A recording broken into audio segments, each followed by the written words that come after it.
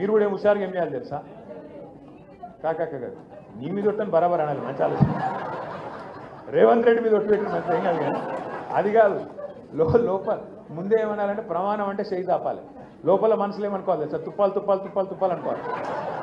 అనుకొని ఇక బయటపడి ఏం చెప్తుంది అనాలి. మోసాన్ని మోసంతోనే జయించాలి కదా మరి. ఏం కాదు, అది పాపపు సొమ్ము, దొంగ సొమ్ము. అది తీసుకొని మాట తప్పితే కూడా ఏం నష్టం లేదు. మొత్తం జూబిలీస్ అందరికి చెప్పుర్రి.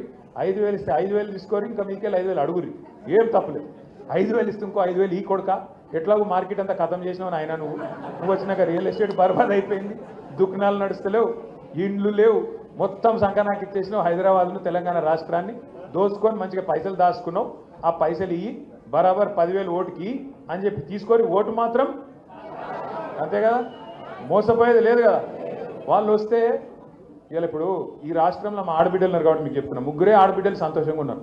గీతక్క, సీతక్క, సురేఖక్క ముగ్గురే సంతోషంగా ఉన్నారు. గీతక్క అంటే రేవంత్ అన్న భార్య, సీతక్క, సురేఖక్క మంత్రులు, వాళ్ళు ముగ్గురే సంతోషంగా ఉన్నారు ఆడబిడ్డలు.